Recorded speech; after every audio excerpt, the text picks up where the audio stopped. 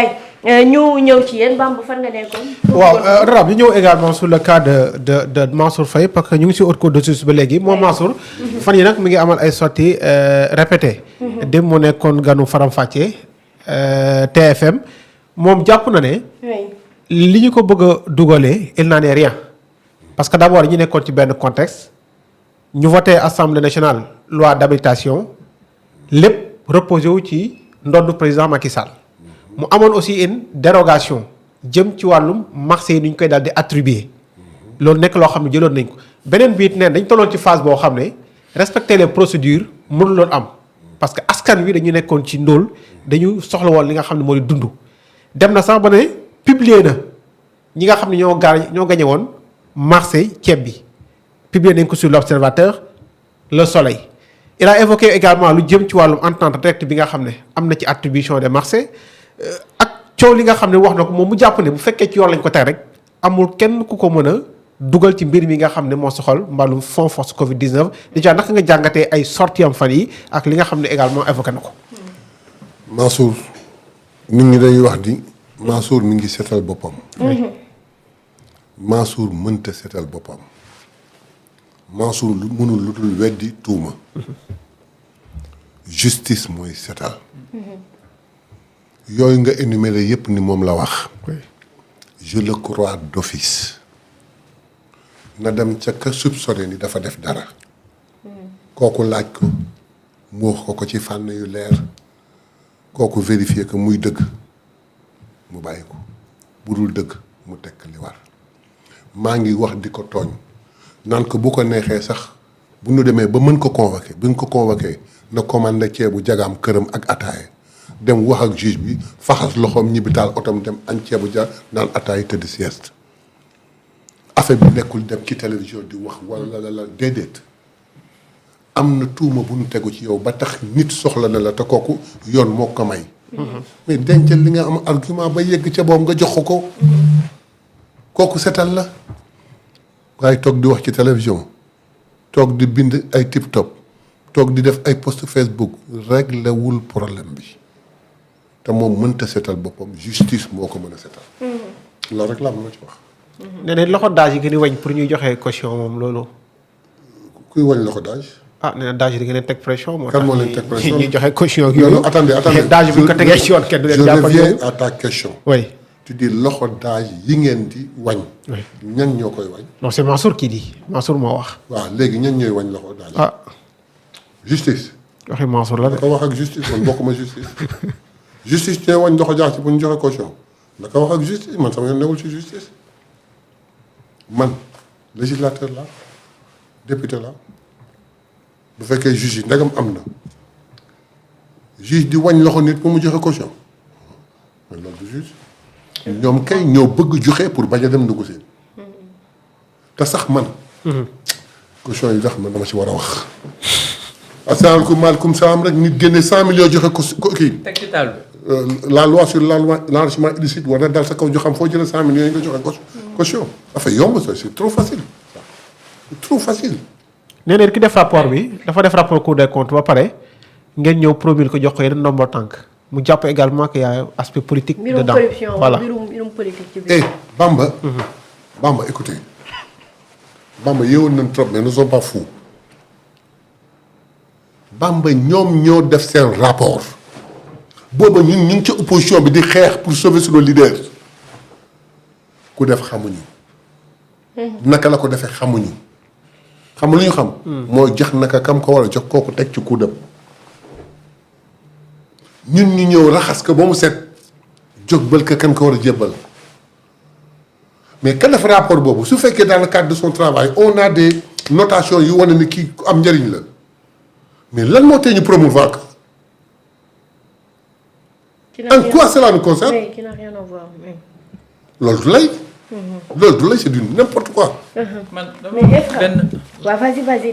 dama bëggoon xam comment ça se passe pour seen projet de loi yi comment ça se passe yan législateurs yi yaa ngi proposé ou ça vient de. j'ai pas compris projet de loi yi. projet de loi yi. non xam nga à l'Assemblée il peut y avoir que deux façons de loi. oui. soit l'exécutif dans sa bonne marche gis ni lii ak lii ak lii dafay am mais ça ne peut être régi que par une loi. ñu duppee ko projet. mu def un projet de loi. oui.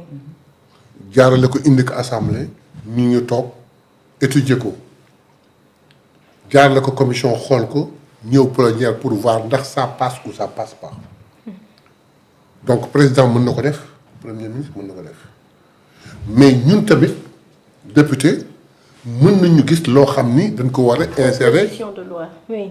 comme une loi. mais ça devient une proposition de loi. oui. boo xam ne buñ ko defee. avant toute démarche le président da koy jox le président de l'Assemblée nationale da koy jox le président de la République xool ndax amul objection wala dara su ko amul benn objection ñu commencé ko jaarale ci procédure bi. donc il y a soit le projet de loi soit la proposition de loi mais en tous les cas quoi que soit l'origine finition bi mooy ça devient une loi. et là voilà. man lu tax ma poser question bi c'est parce que. Diomaye premier discours am sax. ñëw na ci le président Diomaye bu muy ñëw premier discours am il en a parlé.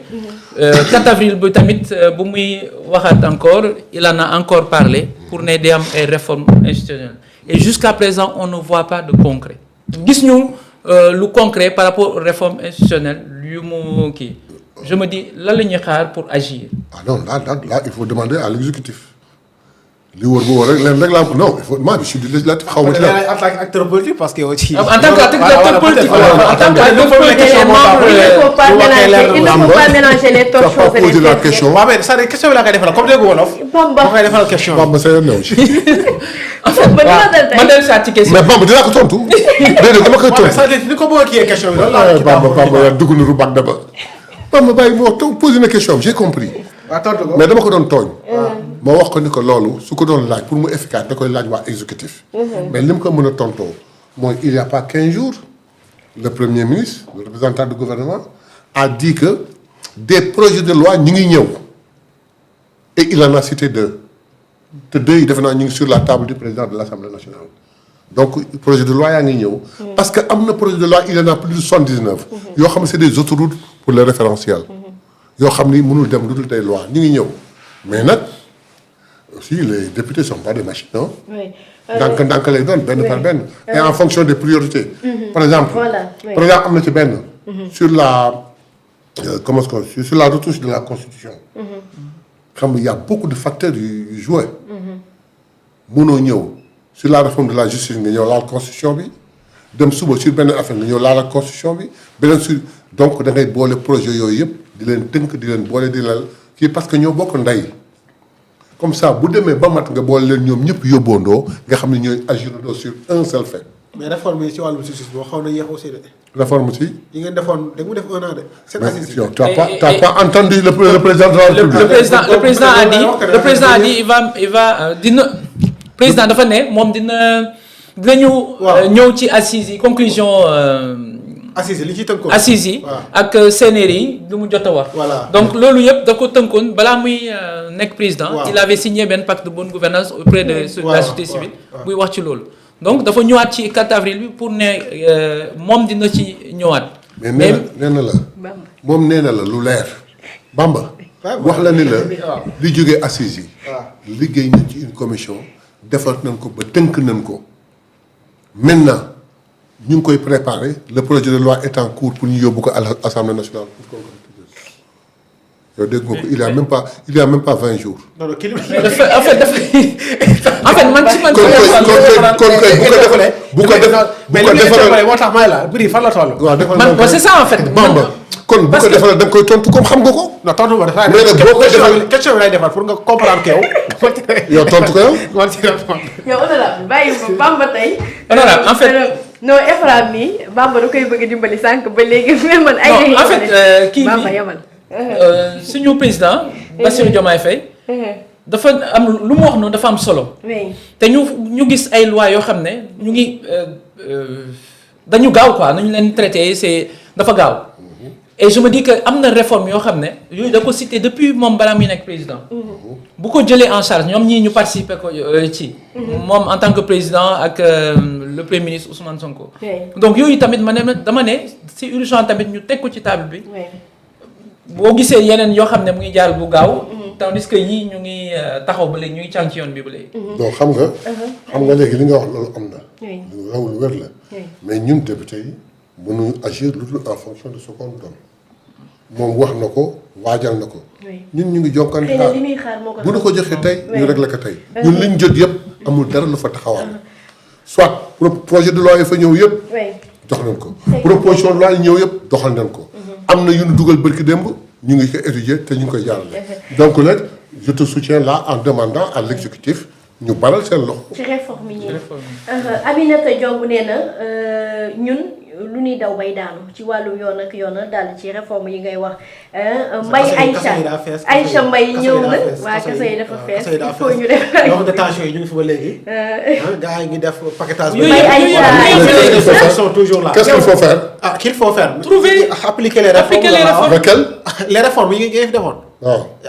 ci assises nationales préciser ma ci benn. ci assises nationales yi. on est en train de construire des prisons loo bëggati.